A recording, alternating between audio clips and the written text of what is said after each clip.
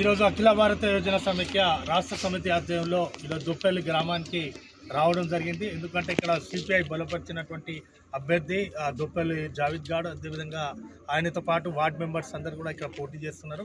వాళ్ళందరినీ ఆ ప్యానెల్ని జావేద్ గారితో పాటు ఈయనతో పాటు చేస్తున్నటువంటి వార్డ్ మెంబర్లను కూడా గెలిపించాలని కూడా అఖిల భారత యోజన సమైక్య రాష్ట్ర సమితిగా నేను పిలిపిస్తున్నా. అదేవిధంగా ఈరోజు మనందరూ తెలుసు, ఇక్కడ ఉన్నటువంటి ఎవరైతే ఈ ప్యానెల్ ద్వారా జావేద్ గారు కానివ్వండి, మిగతా వార్డ్ సభ్యులు కానివ్వండి పోటీ చేస్తున్న వాళ్ళు ఈ గ్రామం కోసం అనేక పోరాటాలు చేస్తున్నటువంటి వ్యక్తులు, ఈ గ్రామ అభివృద్ధి కోసం ముఖ్యంగా వైద్య, విద్య, ఉపాధి హక్కుల కోసం అనేక పోరాటాలు చేస్తున్నటువంటి వ్యక్తులు, ఎర్ర జెండా కింద అనేక పేదలకు ఇల్లు లేనటువంటి వాళ్ళకి ఇల్లు గురించి, అదేవిధంగా అన్ని సమస్యలపై అనేక పోరాటాలు చేస్తున్నటువంటి వ్యక్తులు. అట్లాంటి వ్యక్తులను గెలిపిస్తేనే భవిష్యత్తు ఉంటుంది ఈ గ్రామానికి. ఎందుకంటే ఈరోజు కూడా మనం చాలా కాంగ్రెస్ పార్టీ ఎన్నికల్లో హామీలు ఇచ్చేయడం జరిగింది.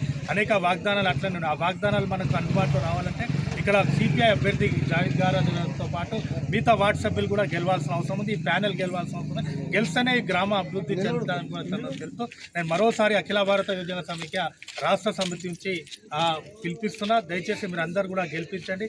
గెలిపించిన తర్వాత గ్రామ అభివృద్ధి అనేది చూడండి. గతంలో కూడా మీరు అనేక వార్డ్ మెంబర్స్ కానివ్వండి, మన కార్యకర్తలు గెలిచినప్పుడు ఎట్లా అభివృద్ధి చేశారో అట్లనే కూడా భవిష్యత్తులో కూడా అట్లనే అభివృద్ధి చేస్తారని తెలుస్తూ అందరూ కూడా భారీ మెజార్టీతోని ఈ ప్యానెల్ని జావేద్ గారితో పాటు మిగతా వార్డ్ సభ్యులందరూ కూడా భారీ మెజార్టీలతో గెలిపించాలని కూడా ఈ సందర్భంగా కోరుతున్నాను.